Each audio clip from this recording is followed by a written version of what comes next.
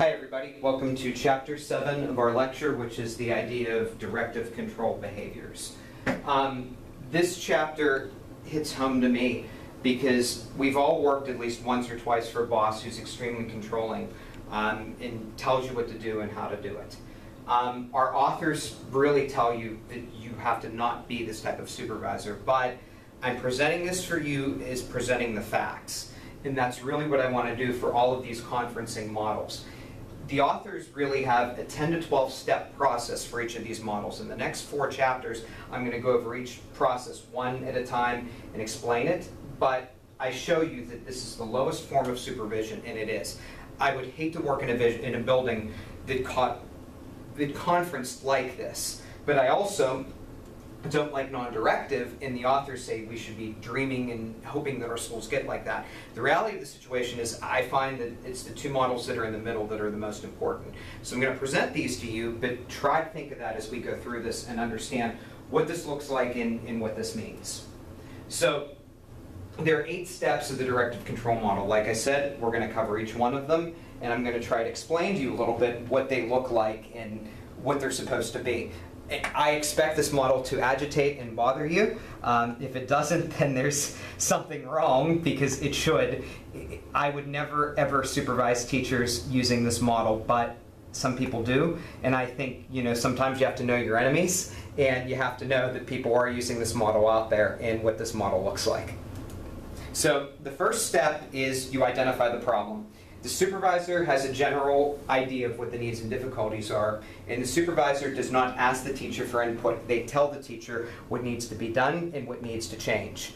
The supervisor has gathered data from outside sources in this situation, and they really have their own ideas and perceptions on what something is. So that's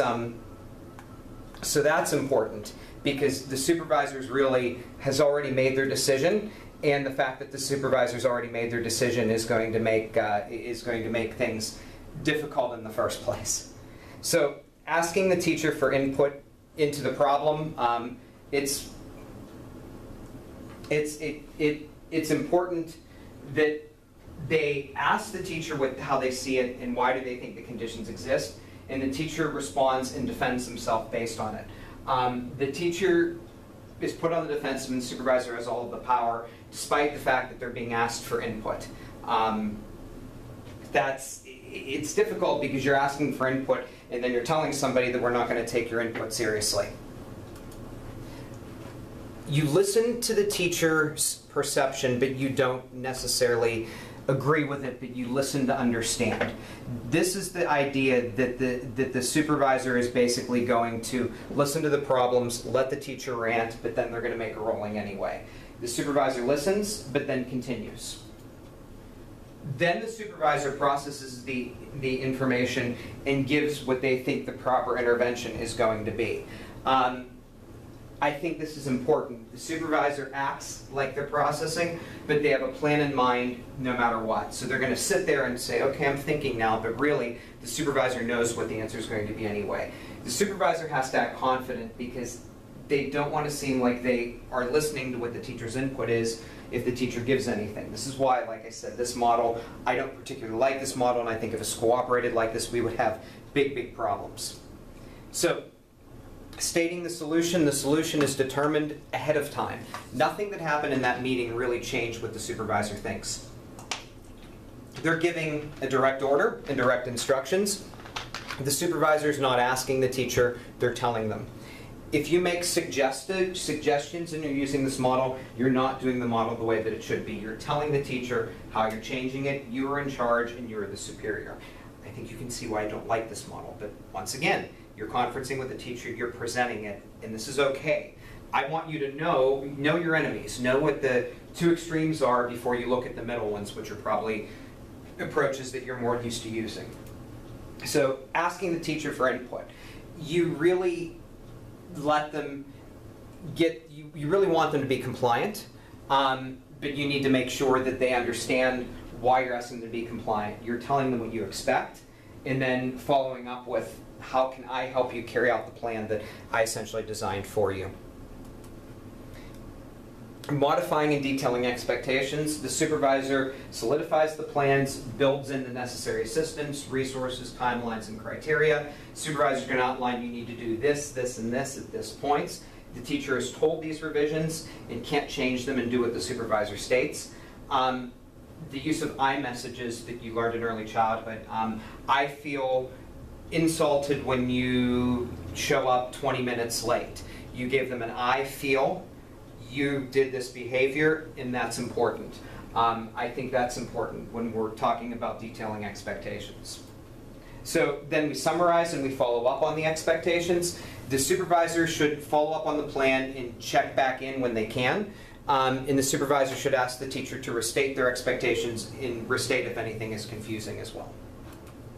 So I think this is a demeaning model. But we've all had conferences like this at some point in our careers. I worked in an institution where I experienced this on a regular basis. It's how the guy wanted to supervise, and that was his model. That's what he did, and it was incredibly demeaning to me as a professional. But there are some times when you have to use this model if there are no better options available. So don't consider it as completely ineffective, even though it is a demeaning model. So when should you use this approach? You should use it when the teacher is functioning at a low developmental level, when they don't have any knowledge of how they're supposed to act, when there's no accountability for any decisions, when the group isn't committed to resolving an issue as well. So if there isn't time to resolve a behavior, this is important because it has to be done for compliance purposes. Really, this is the idea of acting first and apologizing later, just so that you get the information out and the teacher understands the direction you're going in. So the next model in the next chapter is Directive Informational, and this is more restricted choice, meaning that the teacher has a couple different options. The teachers can choose, and you're giving them trust. I like Directive Informational, and I like Collaborative, but I think there's an equal delicate balance that you have to have for both of those. So that's kind of the direction we're going in, and that's where we're going to be going for the next chapter. So we're going to go on to Directive Informational. But this approach is the lowest common denominator.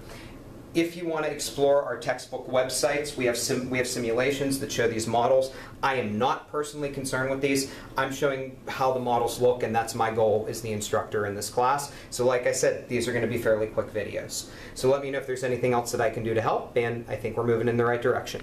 Thank you.